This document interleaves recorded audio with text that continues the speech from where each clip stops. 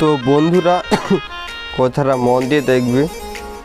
একটা মেয়ে উপর দাঁড়িয়ে ছিল, তাকে লাইন মারার জন্য একটা বদমাশ ছেলেকে তার কিছু ডিটেলস জানতে যায়। এই ডিটেলসের চক্করে ছেলেটা তাদেরকে হাবিজাবি বুঝিয়ে দেয় এবং তাদেরকে বলে যে এই মেয়েটার সম্পর্কে আমি খবর দিতে পারি যদি তোমরা আমাকে 100 টাকা দাও। এই 100 টাকার কথা শুনে ছেলেটা টাকা বের করে দেয় এবং টাকাটা পট করে সে নিয়ে নেয়। পট করে টাকাটা নিয়ে নেওয়ার পর সে তাকে একটা কার্ড দেয়।